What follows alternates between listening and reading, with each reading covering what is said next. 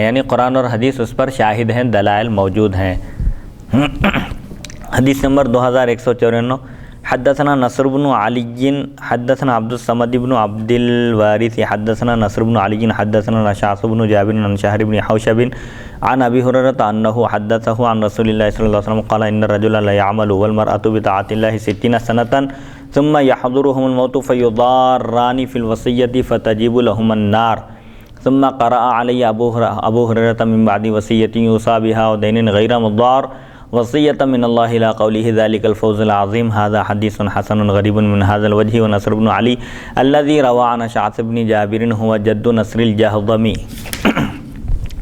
حضرت ابو ہریرہ رضی اللہ عنہ سے روایت رسول اکرم صلی اللہ علیہ وسلم نے ارشاد فرمایا، کتنے ہی مرد اور عورتیں 60 برس تک 60 سال تک اللہ تعالیٰ کی اطاعت میں عمل کرتے رہتے ہیں، اللہ کی اطاعت کرتے رہتے ہیں، پھر ان کی موت کا وقت آتا ہے تو وصیت میں نقصان پہنچاتے ہیں، جس کی وجہ سے ان دونوں کے لیے جہنم واجب ہو جاتی ہے۔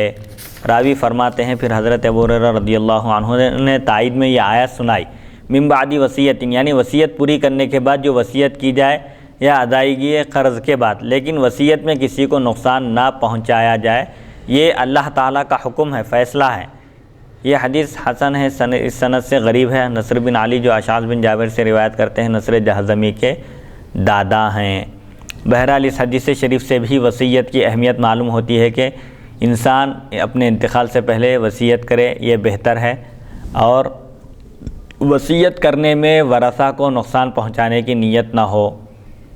جیسا کہ عام طور پر لوگ ورثہ سے دشمنی نکالنے کے لیے، ان کو نقصان پہنچانے کے لیے اپنے مال کی وصیت کرتے ہیں، تو ان کے بارے میں حضرت پاک علیہ الصلوۃ والسلام ارشاد فرماتے ہیں کہ ایک طویل عمر بلکہ اپنی پوری زندگی میں اطاعت میں گزارنے کے بعد جب وصیت پہنچانے میں نقصان کی نیت ہوتی ہے، نقصان کا ارادہ ہوتا ہے، تو جہنم میں داخل ہونے کا سبب بن جاتا ہے، یعنی جس کی وجہ سے وہ لوگ جہنم میں چلے جاتے ہیں۔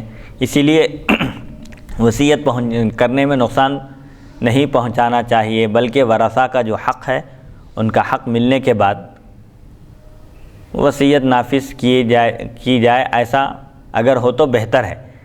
یعنی اطاعت کرنے کے باوجود، نیک اعمال کرنے کے باوجود، اعمال صالحہ کو اختیار کرنے کے باوجود اگر نقصان پہنچاتے ہیں انتقال کے وقت وصیت کر کے غیر وارث کے حق میں، تو ان کی اللہ کے پاس گرفت ہوگی، جہنم میں وہ داخل ہو جائیں گے۔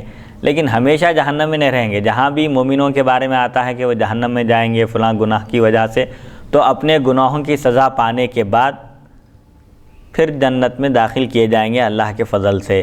حضرت ابو ہریرہ رضی اللہ عنہ نے حدیث بیان کرنے کے بعد تائید میں قرآن کی ایک آیت کی تلاوت کی، جس میں اللہ تعالیٰ فرماتا ہے کہ وصیت کو نافذ کرنے کے بعد، قرض ادا کرنے کے بعد، قرض کی ادائیگی اور وصیت کا اس سے پہلے بھی ذکر گزر چکا ہے کہ قرض پہلے ادا کرنا ہے، وصیت کا نمبر بعد میں ہے۔ قرآن میں یہ جو ترتیب بیان کی گئی ہے، یہ ایک طریقہ ہے کلام عرب میں کہ جس کی اہمیت بتانا ہوتا ہے، جس کی اہمیت مقصود ہوتی ہے، اس کو پہلے بیان کیا جاتا ہے،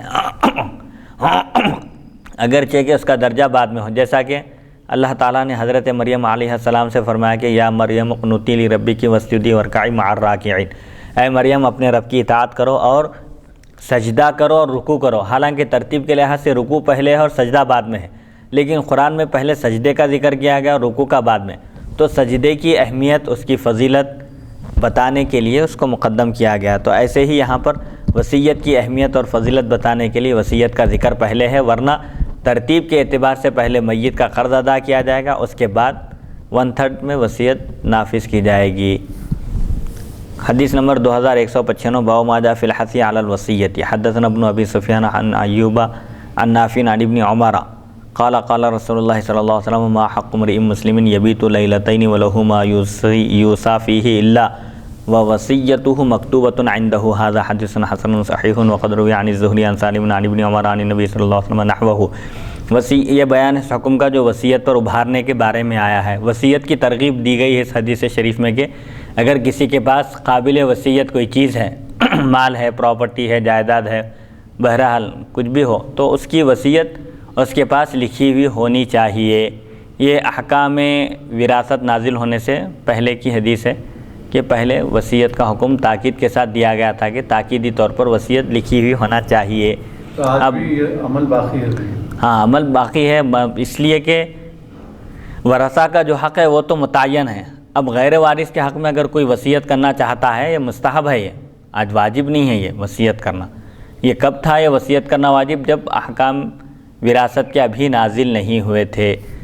حضرت ابن عمر رضی اللہ عنہما سے روایت رسول اکرم صلی اللہ علیہ وسلم نے ارشاد فرمایا، کوئی مسلمان جس کے پاس وصیت کے لیے مال ہو تو اسے لازم ہے کہ 2 راتیں بھی اس حالت میں نہ گزارے کہ اس کے پاس وصیت لکھی ہوئی نہ ہو. مطلب یہ ہے کہ اگر کسی کے پاس قابل وصیت مال ہے تو 2 دن سے زیادہ نہیں گزرنا چاہیے. اس سے پہلے اس کو چاہیے کہ وہ وصیت نامہ لکھ کر محفوظ کر دے. اس سے وصیت کی اہمیت معلوم ہوتی ہے کہ وصیت کرنا چاہیے تاکہ انتقال کے بعد اختلافات نہ ہوں. حدیث نمبر 2196 باب ما جاء ان نبی صلی اللہ علیہ وسلم لم یوصی، نبی اکرم صلی اللہ علیہ وسلم نے وصیت نہیں فرمائی. حدثنا احمد بن منیع حدثنا ابو قطن حدثنا مالک بن مغول عن طلحة بن مصرف قال قلت لابن ابي اوفى اوصى رسول الله صلى الله عليه وسلم قال لا قلت وكيف كتبت الوصية وكيف امر الناس قال اوصى بكتاب الله تعالى. هذا حدیث حسن صحیح لا نعرفه الا من حدیث مالک بن مغول. طلحہ بن مصرف کہتے ہیں میں نے ابن ابی اوفا سے پوچھا کیا رسول اکرم صلی اللہ علیہ وسلم نے وصیت فرمائی؟ انہوں نے جواب دیا نہیں. میں نے کہا پھر وصیت کیسے مقرر ہوئی اور آپ نے لوگوں کو کیسے حکم دیا؟ ابن ابی اوفا نے فرمایا اللہ تعالیٰ کی کتاب پر عمل کرنے کی آپ نے تاکید فرمائی. آپ کی وصیت کیا تھی؟ مال و دولت کی وصیت نہیں تھی، بلکہ اوصیکم بتقوی اللہ، جیسا کہ حضور پاک علیہ الصلوۃ والسلام اپنے خطبوں میں ارشاد فرماتے تھے کہ میں تم کو اللہ سے ڈرنے کی تاکید کرتا ہوں، وصیت کرتا ہوں. تو حضور پاک علیہ الصلوۃ والسلام اپنی امت کے لیے کیا وصیت فرمائے؟ کتاب اللہ پر عمل کرنے کی آپ نے وصیت فرمائی. یہ حدیث حسن صحیح ہے، ہم اسے صرف مالک بن مغول کی روایت سے پہچانتے ہیں. حدیث نمبر 2197 باب ما جاء لا وصیۃ لوارث.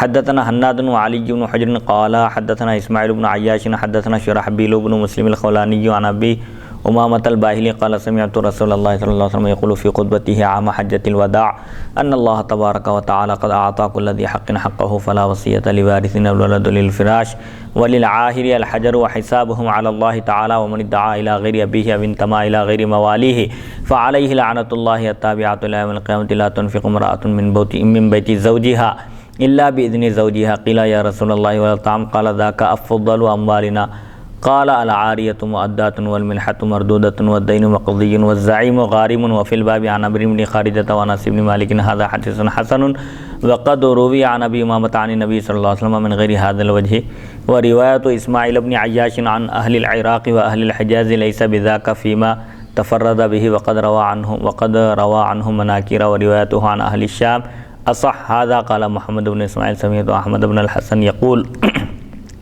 قال احمد بن حنبل اسماعیل بن عیاش اصلح بدلا حدیثا من بقیت ولی بقیت احادیث مناکر عن الثقات وسمعت عبد اللہ بن عبد الرحمن یقول سمعت زکریا بن ابی عدی یقول قال ابو اسحاق الفزاری خذوا من بقیت ما حدث عن الثقات من بقیت ما حدث عن الثقات ولا تأخذوا عن اسماعیل بن عیاش ما حدث عن الثقات ولا غیر الثقات.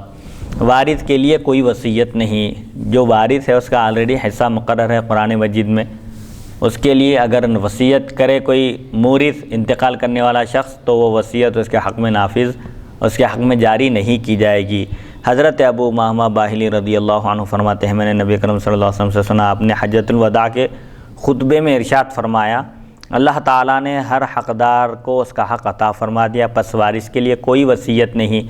وارث کے حق میں وصیت باطل ہو جائے گی، اگر کوئی کر بھی دے تو وہ وصیت نافذ جاری نہیں کی جائے گی.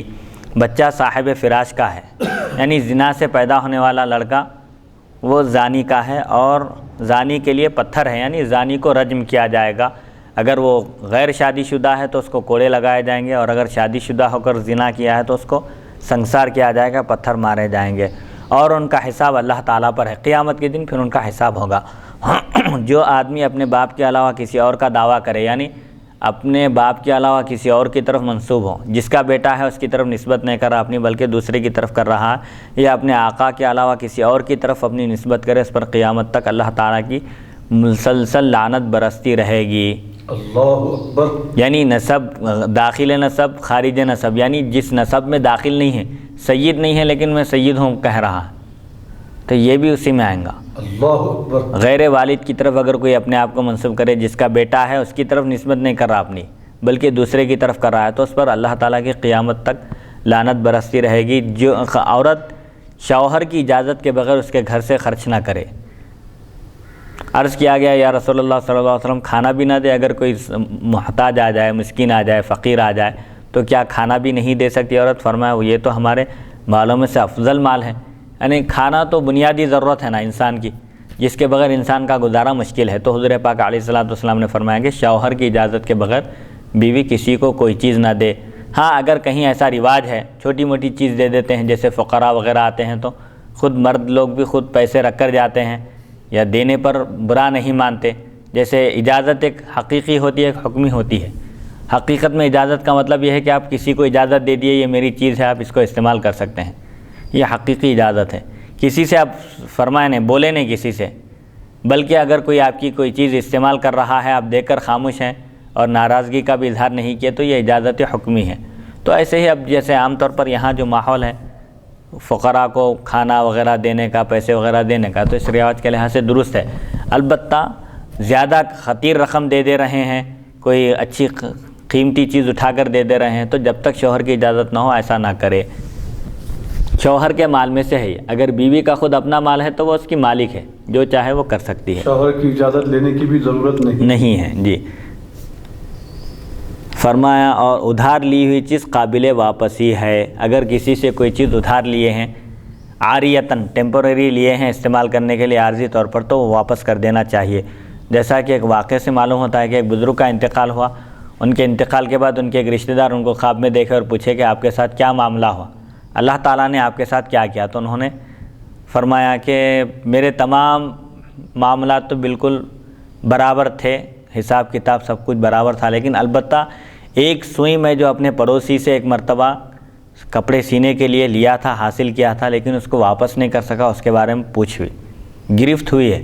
حالانکہ سوئی کی کیا قیمت ہوتی ہے اس دور میں، بڑی مشکل سے 1 روپیہ 2 روپے میں آتی ہوں گی، اس وقت تو کوئی قیمت ہی نہیں تھی اس کی، 1 آنے 2 آنے میں آتی تھی ہوں گی۔ لیکن کسی سے اگر کوئی چیز لیتے ہیں ہم تو اس کو واپس کر دینا چاہیے۔ ادھار لی ہوئی چیز قابل واپسی ہے، اس کو رد کرنا چاہیے، واپس کر دینا چاہیے، ورنہ قیامت کے دن پوچھو گے۔